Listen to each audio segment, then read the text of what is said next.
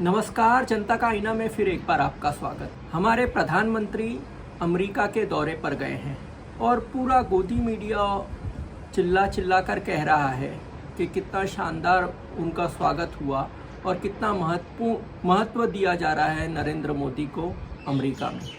तो इसके पीछे की सच्चाई क्या है, क्या ये बात सही है, इस बारे में हम चर्चा करें। मैं आपको बता दूं कि जब वो अमेरिका गए और प्लेन से उतरे तो वहाँ पर उनका प्रोटोकॉल ऑफिसर था जिसने नरेंद्र मोदी को रिसीव किया। वहाँ के राष्ट्रपति एयरपोर्ट पर नहीं गए उनको लेने के लिए।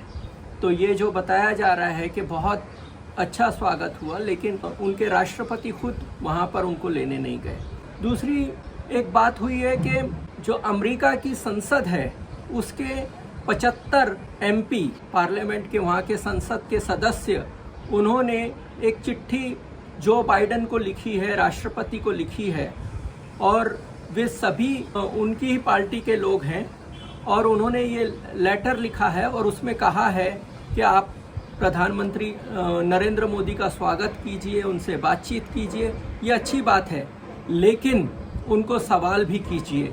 उनको सवाल कीजिए कि जो भारत देश में जो मीडिया की स्वतंत्रता है उस पर जो बंदी लगाई गई है, उसको जो दबाने का काम किया जा रहा है, उसके बारे में उनसे सवाल कीजिए कि वहाँ के लोकतंत्र को जिस तरह से कमज़ोर करने की काम किया जा रहा है उस पर आपकी क्या राय है और मोदी क्या कहना चाहते हैं, उनसे ज़रूर सवाल कीजिए। उन्होंने ये भी लिखा है कि वहाँ पर भारत में मानव अधिकार का और ख़ास करके अल्पसंख्यकों के अधिकार का जो उल्लंघन हो रहा है उस पर भी उनसे सवाल किया जाना चाहिए। तो ये पत्र उन्होंने लिखा है और उन्होंने कहा है कि जो बाइडेन को अपनी बातचीत के समय ये सवाल भी उठाने चाहिए। तीसरी बात जो हुई है कि वहाँ के अमेरिका के पार्लियामेंट को संबोधन करने वाले हैं वो दूसरी बार प्रधानमंत्री नरेंद्र मोदी। संबोधन के समय 3 पार्लियामेंट के सदस्य उन्होंने कहा है कि हम नरेंद्र मोदी के जो भी भाषण है पार्लियामेंट में दिए जाने वाले हैं उसका बहिष्कार करेंगे और उनके भाषण के समय वो उपस्थित नहीं रहेंगे। ये 3 हैं, अलेक्जेंड्रा, रशीद तालिब और इल्हान उमर। ये तीनों ने तो साफ तौर पे कह दिया है कि हम नरेंद्र मोदी के जो यूएस कांग्रेस में जो भाषण देने वाले हैं उसका हम बहिष्कार करते हैं, क्योंकि उनका जो काम है वो मानव अधिकार के और लोकतंत्र के खिलाफ है और उन्होंने माइनॉरिटीज़ का, अल्पसंख्यकों के बारे में जो वो कर रहे हैं भारत में वो एकदम खराब है। दूसरी तरफ वहाँ पर बहुत सारे समाचार पत्र ये सवाल उठा रहे हैं, क्या भारत से एक मूल्यों पर आधारित रिश्ता होगा या ज़रूरत के आधारित रिश्ता होगा। जो लोकतंत्र के मूल्य हैं, तो जो भारत अपने आप को बताता है कि सबसे बड़ा लोकतंत्र है और अमेरिका ये कहता है कि वो सबसे पुराना लोकतंत्र है, और वो दोनों लोकतंत्र के चैंपियन एक साथ आ रहे हैं और इनका जो एक साथ मिलना वो एक नेचुरल अलायंस है। लेकिन वहाँ के जो समाचार पत्र बोल रहे हैं कि ये बिल्कुल नेचुरल अलायंस नहीं है। जब से मोदी भारत में प्रधानमंत्री बने हैं वहाँ पर मानव अधिकारों का उल्लंघन हो रहा है, वहाँ पर अल्पसंख्यकों के अधिकारों का उल्लंघन हो रहा है, वहाँ पर मीडिया की आज़ादी का गला घोटा जा रहा है। तो इसलिए ये अलायंस जो है वैल्यूज़ पे नहीं है, मूल्यों पे आधारित नहीं है, दो डेमोक्रेसी का ये अलायंस नहीं है, ये ज़रूरत के हिसाब का अलायंस है कि भारत को अमेरिका की ज़रूरत है और अमेरिका को भारत की ज़रूरत है, इसलिए ये अलायंस किया जा रहा है। और एक बात मैं आपको बता दूं कि प्रधानमंत्री बनने के पहले 2014 के पहले तो अमेरिका ने नरेंद्र मोदी को अमेरिका में प्रवेश करने के लिए बंदी लगा दी थी। अमेरिका ने ये फैसला लिया था तभी कि नरेंद्र मोदी ने जिस तरह से 2002 के गुजरात दंगों में अपनी भूमिका निभाई है वो भूमिका बिल्कुल गलत है और डेमोक्रेटिक प्रिंसिपल के खिलाफ है। तो ऐसे व्यक्ति को हम अमेरिका में नहीं आने देंगे करके उनका उन्होंने वीज़ा नहीं दिया था और उन पर पूरी तरह से बंदी लगा दी थी। सिर्फ जब वो प्रधानमंत्री बने तो वो प्रधानमंत्री के नाते उनको बुलाया गया और उनका वीज़ा दिया गया।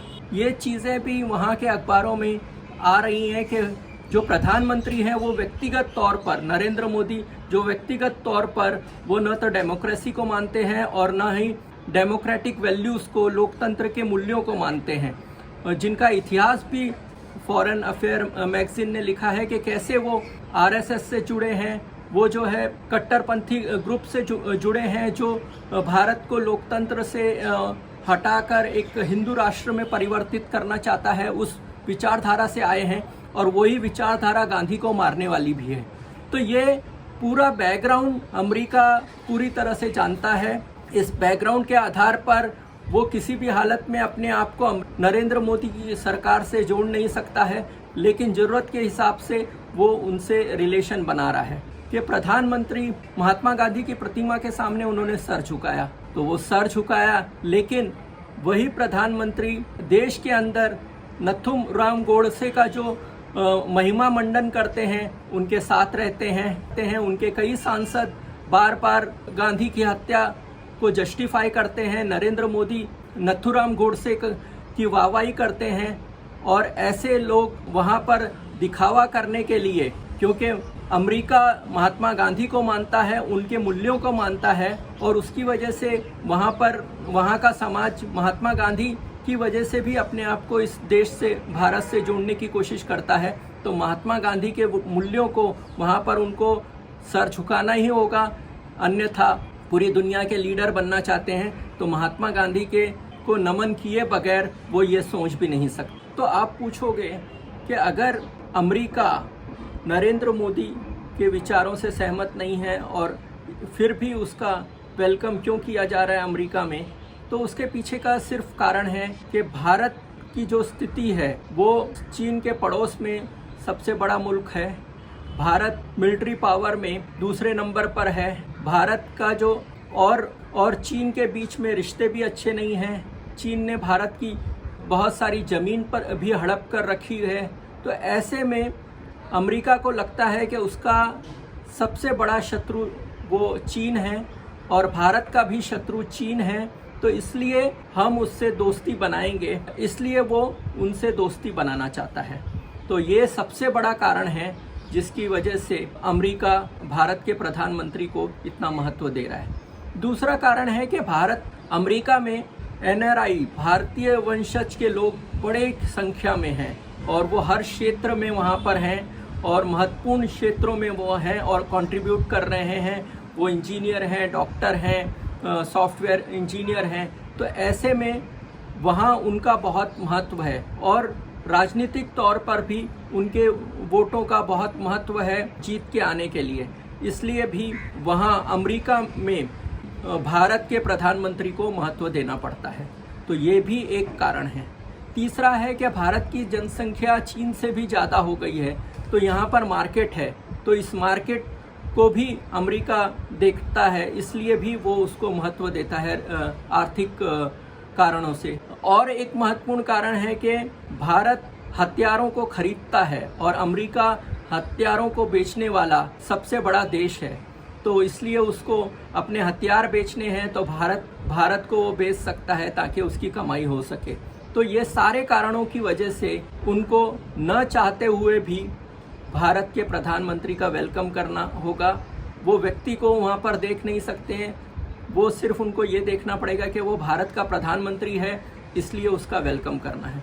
तो इसलिए ये पूरा जो आपको दिखाई दे रहा है और ये कहा जा रहा है कि वो पहले प्रधानमंत्री है जो अमेरिका की संसद में दूसरी बार भाषण दे रहे हैं। तो ये सारे कारण हैं जिसकी वजह से अमेरिका को प्रधानमंत्री नरेंद्र मोदी को महत्व देना पड़ रहा है। ये नरेंद्र मोदी का महत्व नहीं है, ये भारत का महत्व है, भारत की जनसंख्या का महत्व है, भारत क्षमताओं का महत्व है। तो इसलिए एक अखबार ने यहाँ पर लिखा है कि जो भारत से संबंध है वो लोकतांत्रिक मूल्यों के आधार पर नहीं है, ये अपनी ज़रूरतों की वजह से है। अपनी ज़रूरतें दोनों देश पूरी कर रहे हैं, लेकिन जैसे ही ज़रूरतें ख़त्म हो जाएंगी वो कोई एक दूसरे को पूछेगा नहीं। जिस तरह से अमेरिका के लिए ये भी बहुत दुख की बात है कि यूक्रेन के मामले में रूस के विरोध में वक्तव्य नहीं दिया, उसने रूस की निंदा नहीं की ये भी एक बहुत अमेरिका को ठेस पहुंचाने वाला है। फिर भी अमेरिका चुप बैठा है, क्योंकि अमेरिका को अपना काम भारत से निकालना है और वो भारत का उपयोग करके लेना चाहता है। तो उसी का फ़ायदा उठाकर आज नरेंद्र मोदी का वहाँ पर महत्व है। धन्यवाद। देखते रहिए जनता का आईना। ये वीडियो आपको कैसा लगा? अगर अच्छा लगा तो लाइक कीजिए, शेयर कीजिए और हम जैसे चैनलों को मदद कीजिए, आर्थिक मदद कीजिए, ताकि हम और रिसर्च कर सकें और अच्छी तरह से आपको आपके सामने सारी चीज़ें रख सकें। लोकतंत्र को बचाने के लिए जनता का आईना को मदद कीजिए। धन्यवाद। देखते रहिए जनता का आईना।